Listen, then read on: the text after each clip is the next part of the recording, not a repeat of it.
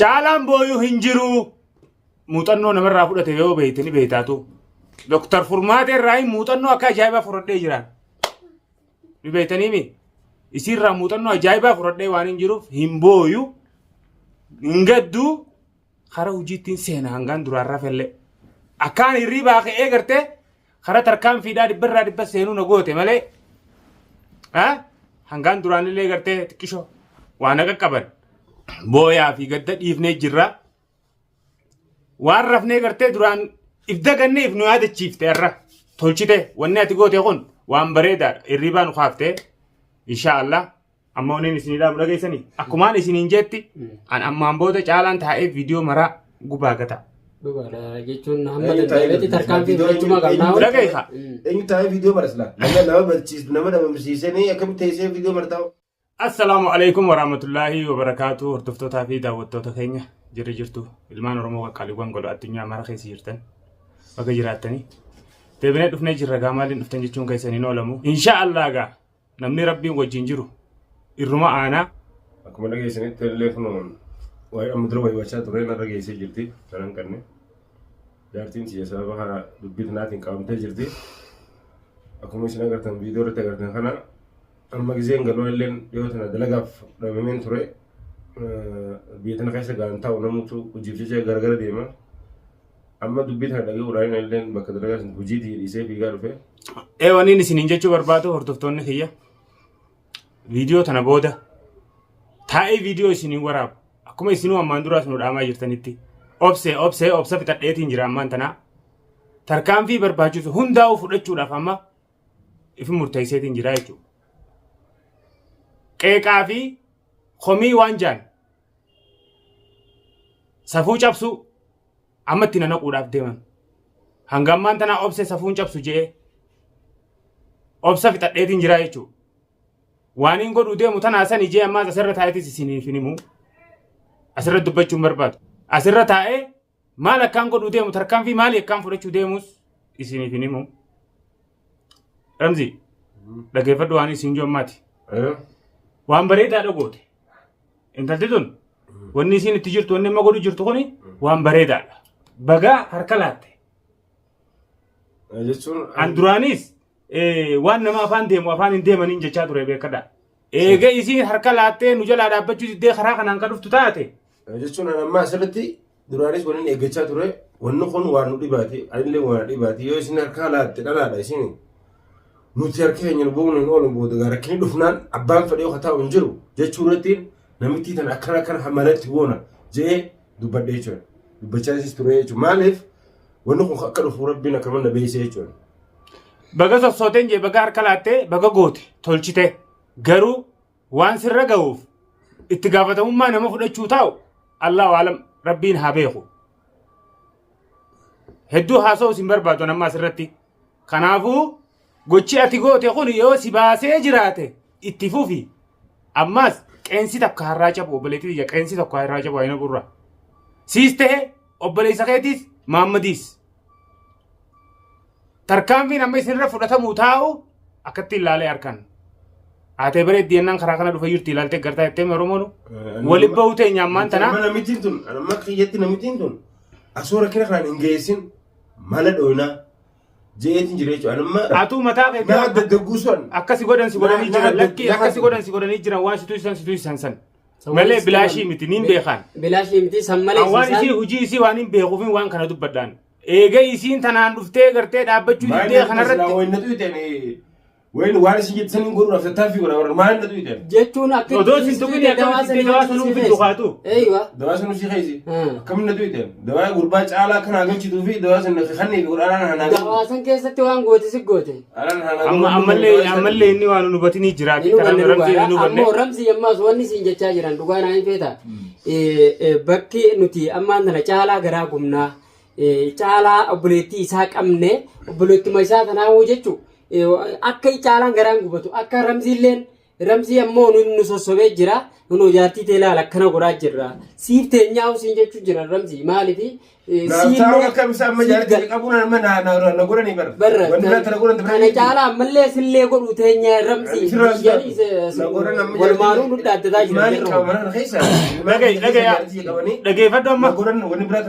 Barra ammaa tana kanarratti jarri kun amma wanni isaan hafaa nu jalaa illee hafaa hin jiran. Ammas yeroo hedduu isaan kun nu to'achaa jiran akkaataa nuti itti jirru kanaan. Isin to'achuus caalaa yoon fi isin akkasitti hin galle takka isin yoon fi waan taane. Takkaan hafne isaan kun. Isin namni malatti godhu isin jiraatin yoo jiraan isin akkatti hin gahin hanga lubbuun jirtutti namni ittiin dhaabbachuuf hin deemtu. Hin hafnee takkaa nu jalaa akkaataa amma dhageeffadha. waan nuti itti jirru. Amma dhageeffadha. Tartiiba nuti jirru jarri takkaa nu jalaa hin hafne. Saniif arrallee karaa gabbaatee obboleettii caalaadhaa qabdee jechuudha. Amma wanni siidaan Ramzi ati ijoollee quba qabaadhu manaa fi ijoollee quba qabaadhu. Ani amma tarkaanfii xiyya bifaan ittiin tarkaanfii ittiin fudhadhuu fi waan hin godhuu deemu tanaa san isin hin joommaa sirra taa'ee. Deemtee galtee fi gaashii deebiftu. Fedhu niin galaa fi fedhu hin galuu fi san dhiise anaaf naa dhiise. Karaa biraa duraanuu yakkii isin hojjechaa jirtu yakka baay'eedha. Isii tana waa godhu dadhabnee turre sun nurra geessee jechuudha amma.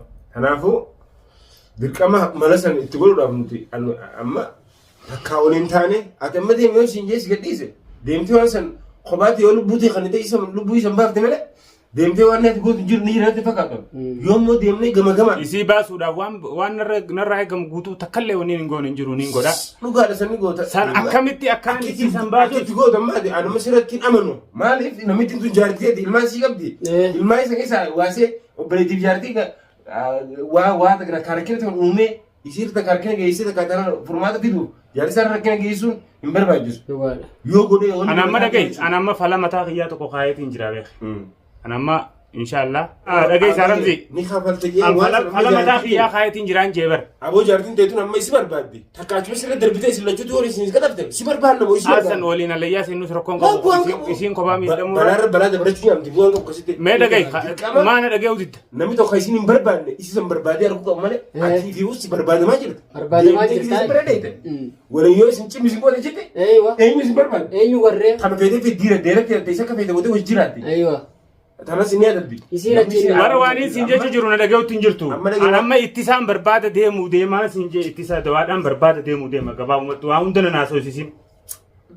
Dawaa kam dawaa waa ittisu. Ayyaattis dawaa ittis barbaade. Dawaan fiduu deema an bakka takkaan dhaqee dhufa. Bakka san dhaqeetiin dhufa ati ijoollee fi qe'ee quba qabaadhuun siin jee ijoollee fi qe'ee quba qabaadhaa isin. Tarkaanfiin bifa akkamiin akka fudhatamuu fi maal akka godhuu qabnus anaatu isin hima san booda. Kas tetteenyee harka marannee si'een jechuudha tetteenyee. Hangasuu isin qilleensuma tootan wayii waan na tursiisaati bar turu. An turuudhaaf hin deemu barra. Ittiin kun maal fuula dinamitti akka godhu jirtu ni agarta laaltee yaartee akka godhu jirtu ni agarta. Haa gootu rakkoon qabu rakkoon qabu. Atis deemi dawaa san barbaadi. Dhugaadha nama Nuti is deemnee karaa dandeettii qabnuun isa san barbaadna jechuudha. Aywa karaa facaanee waan kana teenyee barbaaduu hin qabnu. Teenyee amma akkanumatti teenyee haasawuun kun nuuf furmaataa miti beekadha. Maaliif Tata haasawaa isin jechuutti hin jiru ani. Ramziin kun. Ammaan booda viidiyoo taa'ee hin maruun jeebar hanga michoo san gartee intala san tarkaanfii irra fudhadhee michoo san bakka sanii baasutti taa'eetu viidiyoo maruun isin jechuu jira bara isin teenyee haasawuun kun jettaniimi. Dhugaa maaliif namni kun amma fakkeenyaaf Ramziin ijoollee keessatti yoo hambifne nuti immoo naaf hatillee naa jennu. Booda geessanii ammoo ani isin hin jiru. Ani ammaa haasoo dhadheeraas hin danda'u obsaas dhadheetiin jira. Isin ana boochisuuf waan kana goote. Caalaan booyuu hin jiru. Dhugaa karoon isii soma boochisuudha. Caalaan booyuu hin jiru. Muuxannoo namarraa fudhate yoo beeytanii beeytaatu. Doktar Furmaatee irraa muuxannoo akka ajaa'ibaa fudhadhee jiran. Ni beeytaniimi. Isiirraa muuxannoo ajaa'ibaa fudhadhee waan hin jiruuf hin booyu. Hin gadduu. Kara hojiittiin seena hangaan duraarraa fellee. Akkaan hirriibaa ka'ee gartee kara tarkaanfiidhaa dhibbarraa dhibba seenuu na goote malee. Hangaan duraanillee gartee xiqqishoo waan qaqqaban booyaa fi gadda dhiifnee jirra. Waan rafnee gartee duraan if dagannee if nu yaadachiifte irra tolchite wanni ati goote kun waan bareedaadha hirriibaa nu kaaftee inshaallah amma waniin isinidhaa dhageessanii akkumaan isiniin jetti an ammaan booda caalaan taa'ee viidiyoo maraa gubaa gata. Dhugaadha jechuun hamma danda'etti tarkaanfii fudhachuu qabnaa. Dhaga'iisa. Eenyu taa'ee viidiyoo marasla. Nama barsiisu nama dhabamsiisanii akkamitti teessee viidiyoo martaa'u. Kanaafuu waan hin godhuu deemus tarkaanfii akkam haramitti akka isinis gartee tarkaanfii maal akka godhuu qabdaniis. Ijjitittiin isinii hima malee asitti kaameeraa irratti ol baasee akka isaan gartee of eeggannoo godhanii fi tarkaanfii teenyarraa of eeganitti asirra waa takka wanni himu hin jiru. Boo'ee ammumaan dura caalaan dheengadda guyyaaniin an qabame jette guyyaaniin an qabame san harka cafaqeeti natti ililchee waa dheeteef qabsiiftee fiddeefi waa gartee akkaan itti fiddu san siin garsiisa ila hangaarraa waa takka hin daleyneewu caalaan amma hawaa dalaguu taa'u. Daanis turree danda'uun gaawaan irra wal dhufnu san warra wal agarra amma waan sirriitti waan kana san yennee dubbannu qabnu beekta. Sanduuqaadha asirratti wanni ol baasanii dubbatan hin jirtu. Dubbatan amma dhimma barra amma dhimma taa'anii haasawanii miti.